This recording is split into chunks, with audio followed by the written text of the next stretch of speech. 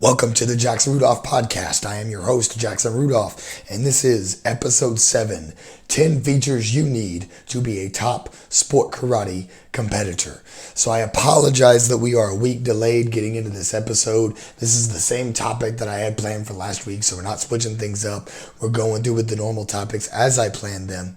But you probably noticed that my voice does not sound quite the same. The reason that last week's episode, or episode 7 that is, had to be postponed was because I actually came down with the flu. I feel better now. My symptoms are gone. But obviously it's still done a number on my voice. And so as you can hear, the voice is not quite what it normally is. But I hope that's not too distracting for you guys. And I wanted to be sure that we could still be consistent with the podcast episodes coming to you. So before we get into the main discussion topic today, there's one really big piece of sport karate news. Very impactful news came out since the recording of the last episode, and that is the passing of Team Paul Mitchell's captain, widely considered to be the greatest sport karate competitor of all time, aka the total package, none other than Grandmaster Kevin Thompson. His battle ended with amyotrophic lateral sclerosis, or ALS. I've told Kevin's story many times on the podcast already, so you know how important Kevin was to me and how much of an inspiration he was, not only to me, not only to Team Paul Mitchell, but to martial artists everywhere. And so one thought that I wanted to leave you guys with was a thought that I actually included in my Instagram and Facebook post that I made about Kevin's passing. And that was a story that Coach Don Rodriguez always tells in the Paul Mitchell meetings. I don't remember which fighter it is, but there was a fighter that was fighting back in the day, and he wound up losing a match. And Coach Rodriguez tells the story about how, after the fight, the fighter was disappointed that he had lost. He felt like he had disappointed his coaching staff, all that. And Coach Rodriguez said, "You didn't lose the fight. You just ran out of time." Because this particular fighter put it all out on the mat, maybe didn't get some calls, but, fought a good fight. And then it wasn't a matter of losing the fight. Simply the clock ran out and he happened to have less points than the other guy. And in Kevin Thompson's battle with ALS, that's very much how I feel about it. Kevin was somebody that survived 9 years with ALS, which the typical life expectancy maxes out between 4, 5, 6 years. So for Kevin to survive 9 years is really incredible. And in talking to Kevin truly thought that he was going to beat this disease. Kevin thought that he was going to be the first person to ever beat ALS, to ever survive ALS. And that was just his spirit, that was just his attitude. So in my opinion, Kevin did not lose his battle with ALS. He simply ran out of time. So I firmly believe that Kevin had every intention of fighting until some scientific innovation was made or some treatment was found, or whatever the case may be, that he would actually be able to beat ALS. And so outside of any of that, just a huge loss to the sport karate community, and I wish that you would join me in a moment of silence for the great Kevin Thompson.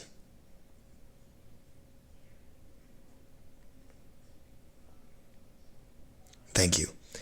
And now moving on and getting into the show, we are now going to get to our discussion topic, ever so fitting, a little bit in memory of Kevin Thompson, to talk about what does it take to be a top sport karate competitor. So I'm going to go through some of my experiences. Obviously, this is all my opinion. Obviously, there's more things outside of these 10 features that you probably need to be good and to be great at sport karate. But these are the 10 things that when I sat down and thought about it, I was like, these 10 things are the most important to be a top sport karate competitor. So let's jump right into it.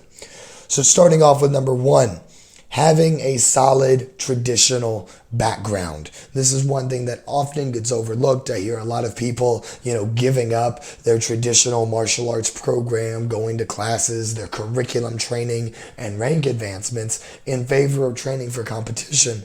And I think the people that make that decision don't see how valuable it can be to have that solid traditional background, regardless of your style. Whether you come from Taekwondo or Karate or Kung Fu or Jeet Kune Do or whatever the case may be, whatever your background is, continuing through a curriculum training is essential to develop your basics, especially for kids. Like I understand, as people get a little bit older, maybe they go off to college, they're not able to train with their original instructor anymore. They don't have time for classes, but they still love to compete. They still love to practice the martial arts. I get that. But for kids, I think it's very, very important, not only for getting better basics, but also for rank advancement, the morals that you learn in martial arts classes of any style, the tenets of martial arts that you gain being a student of martial arts, going to the classes, taking classes in a class format instead of just doing your training through private lessons. I do think that traditional martial arts classes are very valuable, both for the tenets of martial arts, learning courtesy, integrity, perseverance, self-control, indomitable spirit, just learning overall respect, all those great things that martial arts teaches, as well as getting a good solid traditional foundation. And the other important thing to remember is that you can't win without basics. Like it doesn't matter how many difficult techniques that you do, the judges are only going to give you the wins if you have great sport karate basics as well. Now, there's exceptions. There's times that people come out and do some crazy stuff and they maybe miss a couple of stances and they're still able to get a win. But by and large, you need to have a solid foundation to be competitive. And the last note on that is that every difficult technique that you do is grounded in basics. If I'm doing a backside 1080 kick, right? That's rooted in a basic hook kick or a basic crescent kick, and I'm just adding a jump and multiple spins onto the beginning of that kick. At the end of every tricking technique that one might do, you need to come out of it into a stance, a basic martial arts technique. So number one, for being a top sport karate competitor, having a solid traditional background, and for the kids especially, trying to continue through curriculum training as long as you possibly can. Number two, train consistently and at a high level. And to me, I feel like this one is self-explanatory. If you want to be good at anything, you need to train it all the time, and you need to train at a very high level. And I use the word train because I believe that the word train is very different than the word practice. I believe that practice is simple repetition. I can practice something over and over again, but training is another level. Training is when I take practice and I practice with a purpose. Training is practice with the intent of improving, with the intent of getting better. So to me, there's an extra level of sacrifice that goes into training to be one of the best. And you have to train all the time, and it's got to be at a high level, giving your all every single time you go to train. And just to tell you a little bit about personal sacrifice, when I was a kid, I skipped birthday parties to go practice. Like, those were birthday parties that I wanted to go to. I gave up having a social life because I knew that I needed those extra practice hours, and I knew that that's what it was going to take to make me successful. There were even years that I trained on Christmas Day, that I trained on my own birthday, because I knew that that's what it would take to become one of the best. So number two, training consistently and at a high level. Number three, train with a private coach. Almost everyone that has been successful in sport karate has had a mentor of sorts. Most commonly now, this comes in the form of a private lesson instructor. Just in my own lineage, Casey Marks took private lessons from Mike Bernardo. Lauren Carney took private lessons from Casey Marks. I myself took private lessons from Lauren Carney. That's how these secrets of competition, that's how some of these concepts of the style of bow, even though each of the four of us tried to evolve our own styles of bow as we continue to progress, those basic principles passed down. Like, the way that I finish my traditional weapons form is the same way that Lauren did and Casey Marks did and Mike Bernardo did when they were running traditional weapons forms. There's certain things that a private lesson coach can pass down to you that are just so valuable. And whether it's just like one technique that makes you better, but even more than like any one technique or any group of techniques, I'm really talking about the fact that a private lesson coach is somebody that has been there, done that. They know situations, they know strategy, right? So, and it's also about finding the right match. Like, there's some people that work better with other coaches. For example, like, some coaches are very inspirational and focus a lot on on motivation and trying to will people to succeed. Some coaches are a lot more technical. Maybe they don't have so much of a football coach inspirational type mentality, but they're more technical. They focus on the basics. They have a bit more dry personality. And I've seen all different kinds of coaches have success with training students to be world champions. I myself like to have a little bit of a mixed approach. I like to inspire and to motivate my students. I'll get on to my students a little bit when they need to be gotten onto, when they're at a high level and they need to take it to the next level. But when a student needs some support, I'm the first one there to support them. And I also very much believe in strategy and all the technical aspects of coaching. So I think that from somebody that has been coached before in a private setting, and from somebody that now does the private coaching to a whole bunch of different kids that have grown to become world champions, to me and what I have seen, it's incredibly valuable to have somebody that's been there, done that type of coach, that can show you the way, that can advise you, that can help you make the right decisions, and even like simple things about like what tournaments you should go to the first full season that you compete to learn the most and get your feet wet. Little things like that. Those are things that are very valuable about a private lesson coach, and that's why I highly recommend private coaching. That is number 3. Moving on to number 4. And this one is one that a lot of people don't know about. Spending extra hours to prepare at a tournament. Number 1 rule, tournaments are not social gatherings. One thing that I'm seeing amongst a bunch of the kids nowadays that go out and compete is that Thursday is like the social gathering. Like everybody's like up till midnight. Everybody's like hanging out with their friends, going to other friends' rooms and playing Fortnite, running through the halls and playing games, this, that, and the other. And I get it, they're kids. But that's not something that I did when I was training. Like when I was coming up, when I was their age, when I was 12, 13 years old, there were times that I would stay up till midnight on a Thursday night, but I wasn't hanging out with friends and playing video games and all that. I was up till midnight on a Thursday night preparing for the competition that weekend. I was getting my forms ready for Friday. I was doing all of my tricks, 10, 20, 30, 50 reps, making sure that all of my tricks were ready because I wanted to do everything that I possibly could to be 100% prepared when I step in the ring. So one thing for any kids listening to this right now, for any competitors listening to this right now, don't go to a tournament for the social aspects of going to a tournament. If you want to be one of the best, you go to a tournament with the sole intention of being prepared to compete and doing as well as you possibly can when you step out there. And then once your competition is done, whether that's on Saturday morning after traditional and you don't have runoffs, whether you made it to runoffs and maybe you don't get on stage, or whether you get on stage and you win the whole tournament, when you run your very last form of the weekend, that's when you can start being social. That's when you can go out and have fun. That's when all of that starts. But until you are finished competing, it should be all 100% focused on competition. And again, that's just my opinion. I'm not saying that you can't be successful if you enjoy, a social life on Thursday, Friday nights, things like that at tournaments. I'm not saying that it's like mutually exclusive. I'm saying in my experience, I found it very beneficial to not be out running around Thursday night, to keep to myself, to focus on making myself better. And to me, it's that level of determination that separates the great from the good. Like you can be good and you can have distractions, but if you want to go from being good to being a great competitor, you need to try to close out those distractions. That's number 4. Moving on to number 5, we are halfway through the list. And this is where we get less out of the preparation stuff and I guess more into the political side of things, if you will. But number 5 is carry yourself in a positive manner. If you're a forms and weapons competitor, you compete in a perception-based sport. Everything is very, very subjective. The judges have their opinions. Who wins the tournament is completely based on who a particular panel of judges thinks should win that particular division. So you're in a sport that is based on perception.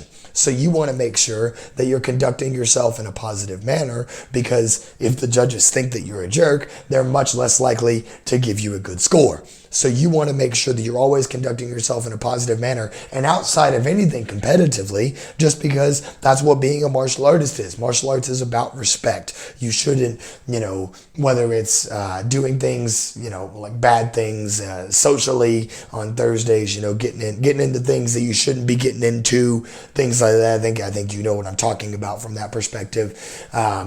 To whether it's like using strong language in public, things like that you don't want to do. And the other thing is, especially like once you get to be a good competitor, you want to be a role model for kids. And so if you've reached a certain level of competition where you're acting as a role model, you want to make sure that you're always being a positive influence on those that you inspire. So for more than just competition and wanting the judges to have a good impression of you, in general, just being a good person. You know what I mean? Good people in life typically are the most successful people. So number 5 is really carry yourself in a positive manner, but more than anything, just try to be a good person. That's the take-home message for number 5. And now we're going to interrupt this list to bring you an advertisement. This one is for the Flow Weapons Training System. The Flow system is a one-of-a-kind weapons training system founded by yours truly, Jackson Rudolph. I teach the Bow Staff curriculum. Mackenzie Emery, a fellow Team Paul Mitchell member and world champion, teaches the Comma curriculum. There's instructor training so that you, your staff, your instructors, your school owners can learn how to better instruct this material to your students. One of the most common reasons that people don't teach weapons in their school is because they don't feel confident in their own abilities doing weapons and teaching weapons. The Flow system is designed to solve that problem. Check out theflowsystem.tv today for more information.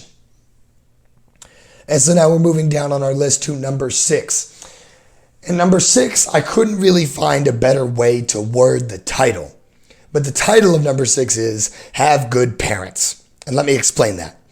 Number 1 is support, right? Support is huge, both emotionally and financially. I was very blessed to have parents that were always there for me, always supportive of everything that I wanted to achieve, always believed in me, always took me to go train. I had very, very supportive parents, and that's one thing that I will forever be grateful for. So having supportive parents is something that can be extremely beneficial. And obviously, kids, if you're listening, you don't have any control of this, but for the parents that are listening, remember how important your support is. And I'm not talking about anything more than just letting your kids know that you're there for them and trying to get your kids to believe that they can do it. Kind of having that hand on their shoulder is so important for somebody that's trying to climb the ladder and become the best. Obviously, the financial support, your parents sacrifice, for the kids listening, your parents sacrifice a lot to be able to spend the money for you to get private training, for you to be able to attend tournaments, things like that. So always be grateful to your parents about that. Be appreciative of that. And then another thing that's important, this is kind of the second point, is your parents, for the parents listening, you want to make sure that you're setting an example as well. My dad always referred to it as trying to have as much of a poker face as possible, because the last thing that you want is for your reaction to a division not going well or something like that. The last thing that you want is one of your actions to have an impact on the perception of your child. Now, in the adult division and the older kids divisions, this isn't as big of a deal, but for the younger kids, sometimes the actions of the parents can reflect on the kids themselves. And so just from somebody that's been around the sport for a long time, parents, the biggest thing that you can do for your kids, number 1, be supportive. Let your kids know that you're there for them and you support them in whatever they want to achieve within the martial arts.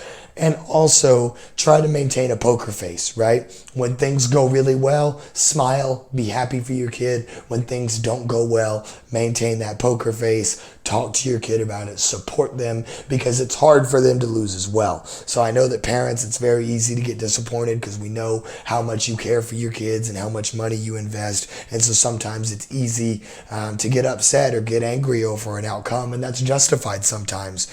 But the important thing to remember is that you want to make sure that you're there for your kid, that you're supporting them, you're letting them know that it's okay, and that they can train and come back stronger from whatever that setback is. So even though I don't like the way that I've worded it, like having good parents, because I think that every parent is a good parent as long as you're supportive and helping your kid be successful to the best of your ability. Number 6, have good parents is something that's essential for every sport karate competitor, or every sport karate competitor that wants to excel, is having that parental support. Number 7, show up and hit forms consistently. So this is, now we're getting into, like, as you're starting to get good, how do you start to get noticed? How do you start to get picked up on teams? How do you start to win more consistently? And that is showing up and hitting forms consistently. Number 1 is sometimes it takes time for talent to be appreciated. Judges often have to see a form several times to start to realize, that form's really good. That kid hits his front stances really well. That kid's got a whole lot of difficulty. That kid is very strong. That kid's really fast. Sometimes judges have to see you a few times to appreciate that talent that you have. So you want to make sure that you're attending, and this is in any circuit. If you're trying to climb the ranks of Pro-Mac and become a Pro-Mac, which is a regional circuit, trying to be a Pro-Mac champion, or you're trying to climb the ranks of NASKA, or you're climbing the ranks with an ATA, national, world circuits, right? You want to make sure that you're going to as many tournaments as possible for those judges to see you. And the second part of that is you've got to hit your forms to give yourself a chance. So I'm all for risk. My forms had a lot of risk in them. You want to make sure that you're always putting difficulty into, especially your CMX weapons forms and your open hand forms. But at the same time, don't compete with something unless you're 100% confident that you can pull it off. You should be able to do your moves 10 out of 10 times before it ever goes into a form, because you want to make sure that you're consistent. You want to make sure that you're hitting those forms so that if you're going out to the tournaments all the time, not only is your face there, but your forms are out there too, and your forms are getting more exposure because you're hitting your forms and you're giving yourself more opportunities to be successful. And so that is number 7. Moving on to number 8. And this is a big one and one that's often overlooked. Listen to your judges. Listen to your judges for a couple of reasons. This can come in a couple of different ways. Some people, after a division happens, regardless of where they place, they like to talk to the center judge or one of the judges that maybe gave you a lower score than the others and just ask, what did you see, sir or ma'am? What can I do to improve? What are some tips that you noticed that could help me be a better martial artist? And sometimes you'll get a really insightful answer. Sometimes you'll get a judge that recalls exactly what your form was. They can tell you something about how you generate power with your hips, or maybe extension of your back leg on your front stance, something to that effect. And sometimes those answers won't be as helpful, but the least that you can do is ask. Now, I don't think this is something you should get into the habit of doing like every division that you compete in, but if you notice that a judge scores you particularly low, something like that, I think it's okay for the competitor to go up to the judges and ask them, hello, sir, hello, ma'am, what was it that you saw that I could do better in my form? And try to avoid parents doing this. I've seen like parents go up and ask the judges what they saw, and sometimes that can just feel a little bit more confrontational. So I strongly encourage like kids or like the competitor themselves, go up to the judge, be polite, be respectful, and ask what you could do better. And sometimes judges will just offer this up for you. Sometimes I've seen judges before, if they notice like something that's consistently a mistake amongst a lot of the competitors, like let's say that every competitor in the division almost was bending their back knee on their front stance. I've seen judges after the division is over kind of address the entire division and say, hey, this was a great division. I can tell you guys are working really hard, but I saw a whole lot of people bending their back knee on your front stance. For sport karate standards, you want to make sure you're locking that leg out. That's what we consider good, clean technique in sport karate. I have seen that happen before, and most of the time, if a judge is going to go to the extent to offer up that information, A, they're certain of the fact that it happened, and B, they want to help you. So listen to them and improve using that information. And the other thing is, if you're traveling any circuit, you're most likely going to have some judge turnover. You're going to see those judges again in the future. And if you do compete with a judge, the judge gives you a low score. You respectfully ask the judge after the division, hello sir, hello ma'am, what is it that I could do to be a better martial artist? And then the judge tells you, and you fix that thing, and then let's say in a couple of months, the judge sees you again and notices that you made that improvement, then the judge is going to hold your form in even higher regard. So the fact that you're going to see those judges again, most likely, is another reason that you should listen to your judges. That is number 8. Moving on to reason number 9, feature number 9 that you want to have to be a top sport karate competitor. And this is one for kind of after you've already achieved a certain level of success, and that is understanding your vulnerability. Recognizing the fact that other people, once you've gotten good, once you've had some wins, once you've won some grands, things like that, other people are now going to try much harder to beat you specifically. It's the age-old analogy of you're climbing a mountain, and when you get to the top of the mountain, everybody's looking at the target on your back. The number one thing that you've got to do is you've got to respect that. So once you reach the top, once you find some success, not becoming overconfident and thinking, okay, well now I got this good, I'm always going to be this good. Because people are going to start getting better, and people are going to be training specifically to beat you at that point. They're going to be game planning specifically to beat you. So once you reach the top, do not become complacent. Understand the fact that you are vulnerable. Understand the fact that it is possible that you will lose again, because everybody loses. There's no such thing as somebody that won their first overall and went undefeated the rest of their career. Everybody loses, and in order to avoid losing as much as possible, you've got to understand the fact that you can lose, and so you work your tail off to avoid it as much as possible. Never ever take a form for granted. Never ever take another competitor for granted. You should run every form that you compete with as if it is your last. Understanding your vulnerability, knowing that when you're at the top, you have a target on your back and you have to protect that target. That is number 9. And that brings us to number 10. And for number 10, now this list has so far been in no particular order. However, I do believe that number 10 is the most important when it comes to wanting to be one of the great competitors of all time, wanting to be remembered. And that's being yourself. Number 10 is being yourself. Create your own style. Every sport karate great has had their own style. I'll give you an example. Other people have done double sword since Kalman Choka did double sword, but there's never been anyone like Kalman. Other people have done chucks since Matt Emick has done chucks, but there's never been anybody quite like Matt, because they both had their own style, right? Kalman, very serious, very composed, did things that no one else thought to do, very difficult double sword form, innovated the double sword.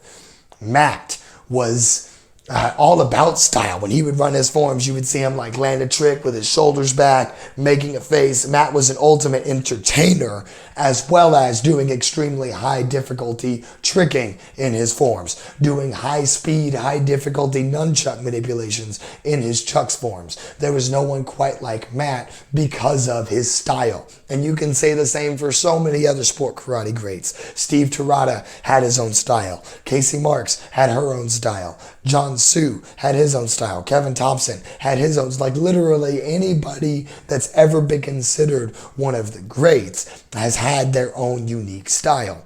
And like even in Bo, like if you look at Bo, different people from different eras that have been the guy, quote unquote, for that era, have had different styles. So like if you go back and you watch videos of Corey Lutkus, back when Corey Lutkus was winning all the overalls in the 14 to 17 age division, which is when Corey was in his prime, Corey's style of bow is very different from the style of bow that, for example, I do right now. Like I consider the style of bow that I do to be very unique because I make up all of my own tricks. All of the tricks that I do in my forms, the vast majority of them at least, I try to limit myself to only tricks that I have made up myself or that I was the first person to land in competition, things like that. And obviously there's a few exceptions for transitions, things like that.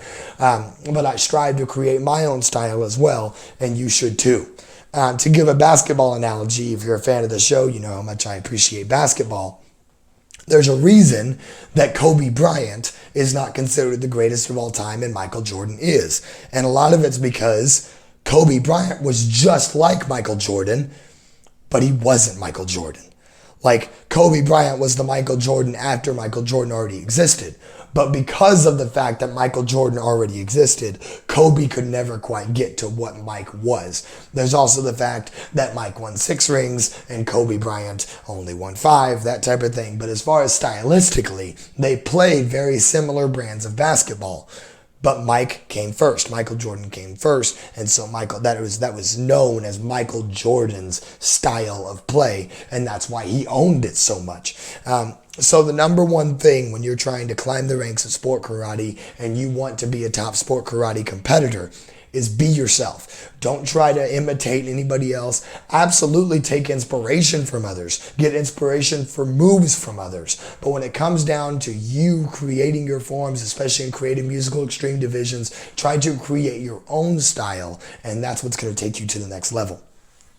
Now, before we get into story time, we have another advertisement, this time for Century Signature Series weapons. Century now has 3 Signature Series lines of weapons and weapons products featuring myself, Jackson Rudolph, Kama Specialist Mackenzie Emery, and Nunchuck Specialist Danny Etkin. Danny has the signature chucks, obviously. Mackenzie has the signature Kamas, and I have my signature bow staffs. All of these weapons are engineered to the specifications that these world champions compete with, meant to be the top of the line quality as produced by G-Force Weapons and sold by Century Martial Arts. Head on over to centurymartialarts.com today and type in any of our names, Jackson Rudolph, Mackenzie Emery, or Danny Etkin in the search bar to check out the Century Signature Series weapons products.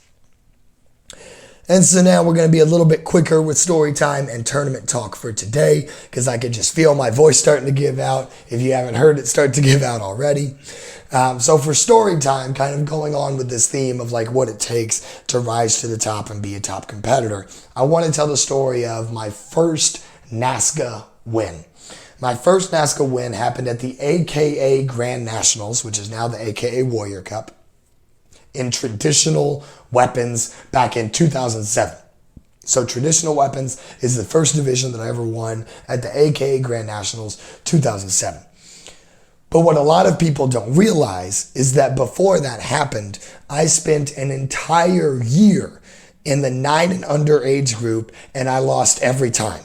Now, there were times that I was closer than others. There was times that I would get, third, fourth, something like that. Maybe got second a couple of times. But there were also times when I would get finalist. I was not like some child prodigy that came out of nowhere and everybody was like, oh, look at how good this person is, right? I really didn't have much talent. I was somebody that was really overlooked for a long time, and for good reason. I wasn't overlooked because I was good and my talent wasn't noticed or appreciated. I was overlooked because I simply wasn't very good. It took a lot of hard work, a lot of time, and a lot of effort for me to actually be considered a quote-unquote good martial artist. And so I spent that year in 2006 learning, training, losing, learning, training, losing, trying to get better and better, taking private lessons, things like that, doing the things that I've mentioned on this list of the 10 things that it takes to be successful.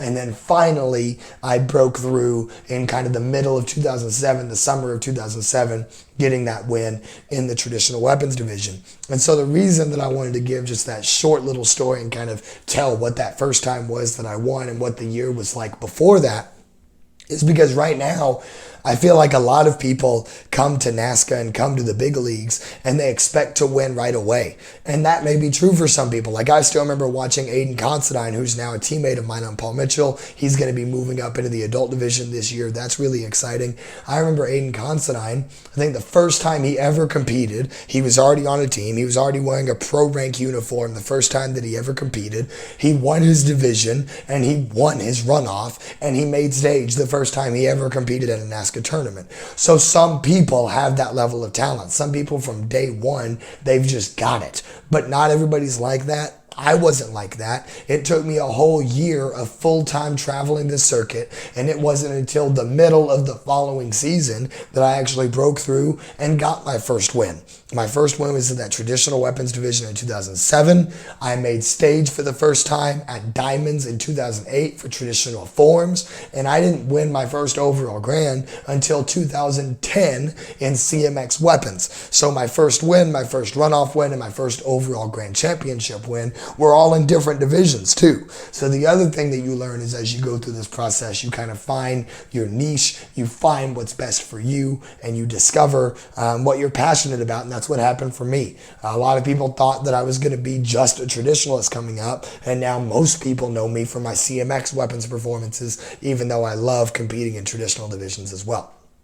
So there's story time for today, and now we're moving right along into tournament talk. This upcoming weekend, oh, the voice is giving up on me. This upcoming weekend, January 18th, 2020, we have the Middle Tennessee Classic in Franklin, Tennessee. This is a ProMac sanctioned event. ProMac is probably one of the most professional regional leagues out there. I highly recommend competing on the ProMac circuit. And this tournament is actually promoted by none other than Eric Rudolph. That is my dad. So it's funny giving the talk about parents needing to be supportive and also trying to maintain that poker face. I think back to all the stories of my dad pushing me to be better and the interactions that I would have with my dad at tournaments, things like that. But anyway, so Middle Tennessee Classic is promoted by my dad, Eric Rudolph. He puts on a great event. Just a couple of notes on the event.